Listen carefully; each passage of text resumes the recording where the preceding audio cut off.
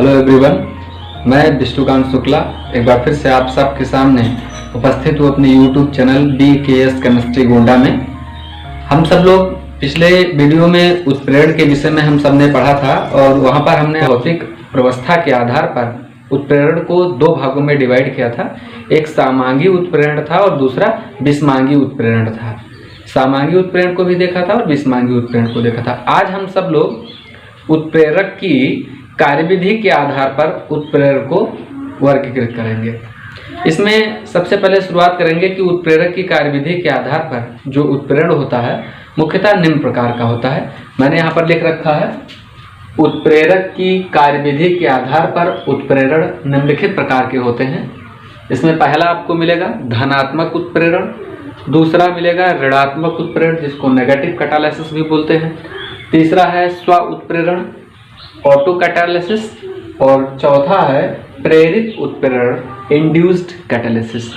उत्प्रेरक की कार्यविधि के आधार पर उत्प्रेरण निम्नलिखित प्रकार के हो सकते हैं। मैंने यहाँ लिखा, तो एक एक को जानेंगे और समझने का प्रयास करेंगे, जिसमें सबसे पहला हमारा मिलेगा धनात्मक उत्प्रेरण पॉजिटिव कैटालिसिस।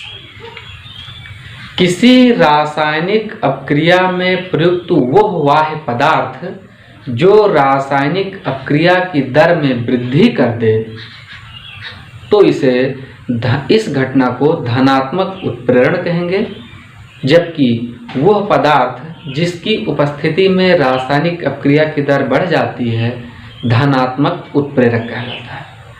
एक बार डेफिनेशन फिर से बता देता हूँ। ऐसा बाह्य पदार्थ जो रासायनिक अपक्रिया की दर में वृद्धि कर देता है वह पदार्थ धनात्मक उत्प्रेरक होता है, जबकि इस घटना को धनात्मक उत्प्रेरण कहते हैं। हम इसका एग्जाम्पल देखेंगे। सबसे पहला एग्जाम्पल है कि हाइड्रोजन है, ये क्या करता है कि ऑक्सीजन के साथ रिएक्ट करता है और बनाता है H2O बनाता है। चूँकि यहाँ पे दो ऑक्सीजन है इसलिए यहाँ पर 2H2O करना पड़ेगा। इसको बैलेंस करने के लिए बता रहा हूँ, आप सब लोग बहुत अच्छे से बैलेंस करना जानते हैं, 10th में भी आपने पढ़ रखा है। यहाँ पे 2 2 4 हाइड्रोजन हो गया, इसलिए यहाँ पर हमने 2H2O कर दिया है। तो 2H2 + O2 gives out 2H2O बन रहा है। हाइड्रोजन और ऑक्सीजन रिएक्ट कर रहे हैं, अभिकारक है और जल का निर्माण हो रहा है। जल यहाँ पर क्या है, प्रोडक्ट है।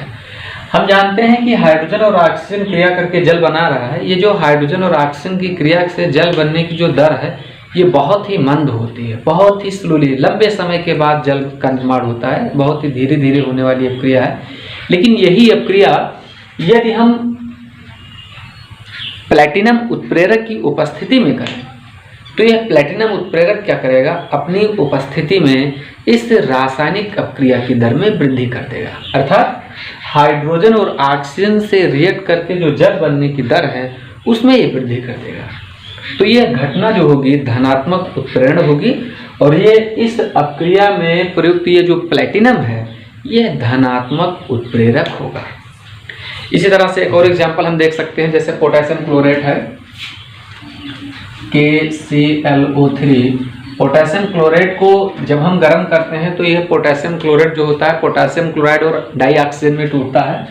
तो पोटेशियम क्लोरेट है, इसको हम गर्म कर रहे हैं तो ये KCl में टूट रहा है और इसके साथ साथ ये डाई ऑक्सीजन में टूट रहा है। हम इसको थोड़ा बैलेंस कर लेते हैं। बैलेंस करने के लिए हमने यहाँ पर 2KClO3 कर दिया है। यहाँ पर 2KClO 3 2 6 है, इसलिए हम यहाँ पर क्या करेंगे 3O2 करेंगे। तो 2KClO 3O2 ये आप देख सकते हैं। मैं बताना ये चाहता हूँ कि जो पोटेशियम क्लोरेट है, पोटेशियम क्लोरेट को जब गर्म करने पर ये जो पोटेशियम क्लोराइड और डाई ऑक्सीजन में इसके टूटने की जो दर है ये बहुत ही स्लोली होती है। लेकिन यही अपक्रिया अगर हम मैग्नीज डाइऑक्साइड,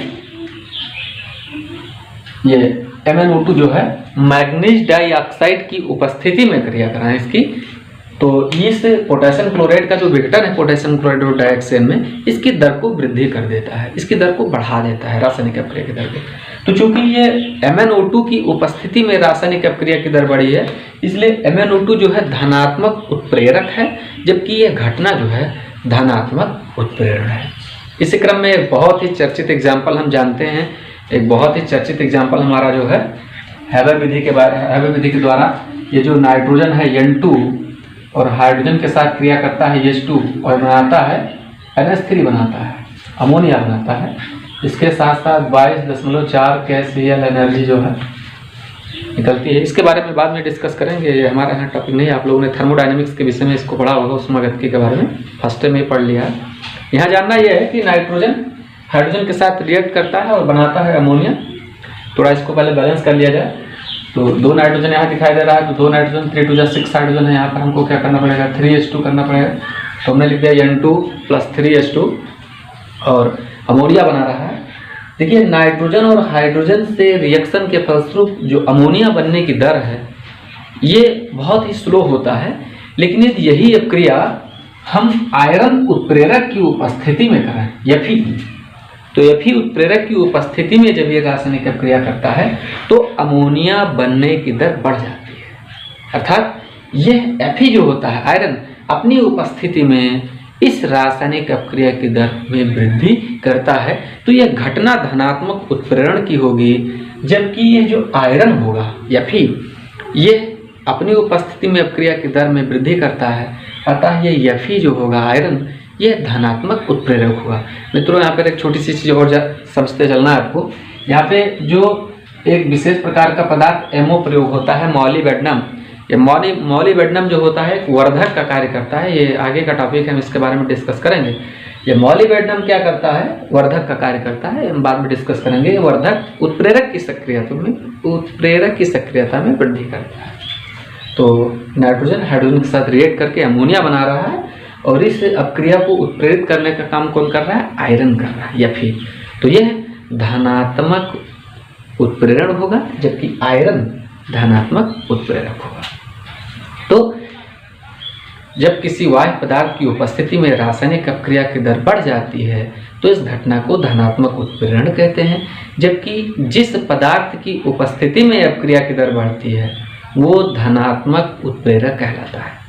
अब धनात्मक उत्प्रेरक के बाद अब हम चलते हैं ऋणात्मक उत्प्रेरण में। ये ऋणात्मक उत्प्रेरण हमारा जो है नेगेटिव कैटालिसिस है। ऋणात्मक उत्प्रेरण जो है नेगेटिव कैटालिसिस, इसको हम संदमन भी बोलते हैं। तो दूसरा हमारा है ऋणात्मक उत्प्रेरण या संदमन। ठीक है, अब ऋणात्मक जैसा कि नाम से स्पष्ट है, आप सभी लोग बहुत बेहतर तरीके से समझ पा रहे होंगे। धनात्मक उत्प्रेरण क्या करता है, किसी रासायनिक अपक्रिया में प्रयोग होकर के अपक्रिया की दर को बढ़ाता है। अब यहाँ पे क्या होगा कि जो ऋणात्मक उत्प्रेरण या जो संदमन होगा, जब किसी वाह्य पदार्थ की उपस्थिति में किसी रासायनिक अपक्रिया की दर में कमी आ जाए तो यह घटना ऋणात्मक उत्प्रेरण या संदमन कहलाएगी, जबकि जिस पदार्थ की उपस्थिति में अपक्रिया की दर घटेगी वह पदार्थ ऋणात्मक उत्प्रेरक या संदमक कहलाएगा। तो बहुत सिंपल सा है कि जिस तरह से हमने धनात्मक उत्प्रेरण के विषय में देखा था कि धनात्मक उत्प्रेरण किसी रासायनिक अपक्रिया में ऐसा पदार्थ होता है, प्रयोग होने वाला ऐसा पदार्थ होता है जो अपक्रिया की दर को बढ़ा देता है। उसी के जस्ट अपोजिट है ऋणात्मक उत्प्रेरण। क्या है ऋणात्मक उत्प्रेरण, किसी वाह्य पदार्थ की उपस्थिति में यदि अपक्रिया की दर घट जाती है तो हम क्या कहेंगे कि ये घटना ऋणात्मक उत्प्रेरण की होगी, और वो पदार्थ जिसकी उपस्थिति में अपक्रिया की दर घटेगी वो ऋणात्मक उत्प्रेरक या संदमक कहलाएगा। इसका पहला एग्जाम्पल ये होगा कि हम H2O2, H2O2 हमारा क्या है, हाइड्रोजन परऑक्साइड। ये हाइड्रोजन परऑक्साइड का H2O2 का जो विघटन होता है ये टूट जाता है किसमें, H2O में, जल में टूटता है और ऑक्सीजन में टूटते हैं। चलिए इसको बैलेंस करते हैं, कोशिश करते हैं इसको बैलेंस करने का। हम इसको 2H2O2 कर देते हैं तो 2 2 4 हो जाएगा, इसलिए यहाँ पर 2H2 और 2 यहाँ पर और 2 यहाँ पर 4, 2 2 4। ये मुझे लग रहा है बैलेंस हो गया है। तो H2O2 हाइड्रोजन परऑक्साइड है, H2O जल और डाइऑक्सिन में टूटता है।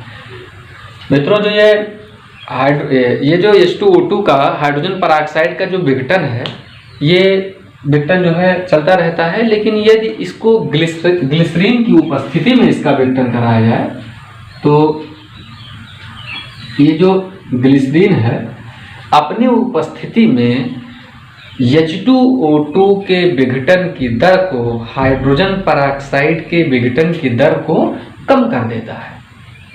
तो ये ग्लिसरीन जो होगा हमारा ऋणात्मक उत्प्रेरक होगा और इस घटना को हम ऋणात्मक उत्प्रेरण या संदमक कहेंगे। क्या कहेंगे? संदमन कहेंगे।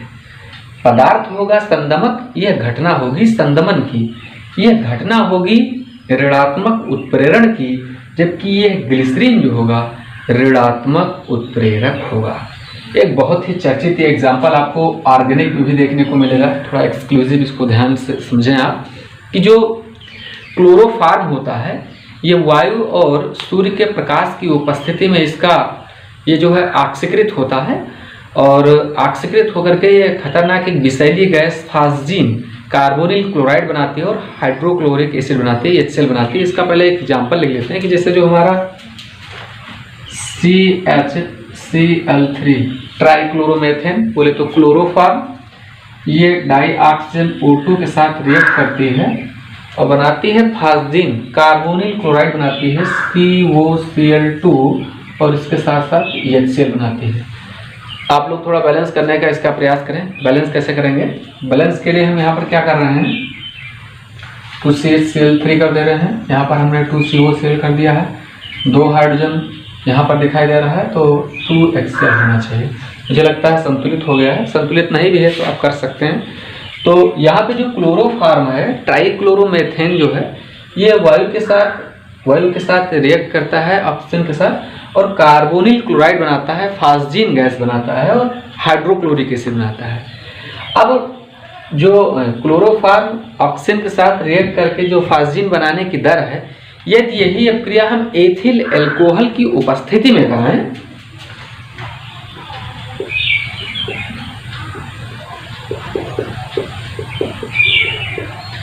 यह एथिल एल्कोहल क्या करेगा, अपनी उपस्थिति में क्लोरोफॉर्म का कार्बोनिल क्लोराइड या फास्जीन में जो ऑक्सीकृत होने की दर है उसको कम कर देगा या रोक देगा। तो यह एथिल एल्कोहल इस अपक्रिया के लिए ऋणात्मक उत्प्रेरक है या संदमक है, और यह घटना जो है ऋणात्मक उत्प्रेरण या संदमन की है। तो बहुत ही चर्चित एग्जाम्पल है ऑर्गेनिक का, अल्कोहल में इसको पढ़ेंगे तो बहुत ही, इसीलिए बहुत बार एक क्वेश्चन भी पूछा जाता है कि हम जो है क्लोरोफॉर्म को रंगीन बोतलों में क्यों रखते हैं। इसका यही रीज़न है, वहाँ पे भी आपको रिएक्शन देखने को मिलेगा। तो ये 2 रिएक्शन हमने देख लिया। तो सबसे पहले H2O2 का विघटन ग्लिसरीन की उपस्थिति में मंद पड़ जाता है, और दूसरा जो है क्लोरोफॉर्म का फास्जीन में जो परिवर्तन है एथिल एल्कोहल की उपस्थिति में, ये भी क्या हो जाता है, कम हो जाता है। तो ये इसमें ग्लिसरीन ऋणात्मक उत्प्रेरक है और इसमें एथिल एल्कोहल ऋणात्मक उत्प्रेरक है, जबकि ये घटना जो है ऋणात्मक उत्प्रेरण की। अब इसका एक और एग्जाम्पल देखते हैं, बेंजेल्डिहाइड।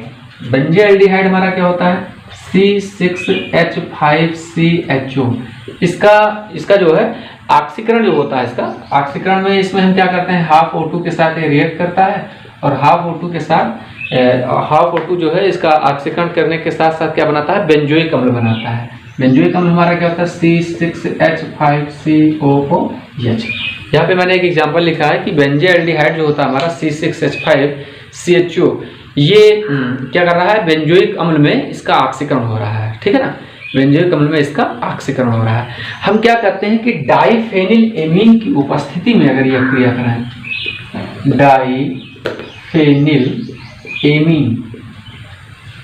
डाइफेनिल एमीन की उपस्थिति में यदि इस क्रिया को हम कराते हैं तो क्या करता है, डाइफेनिल एमीन जो होता है इसकी ऑक्सीकरण की दर को मंद कर देता है।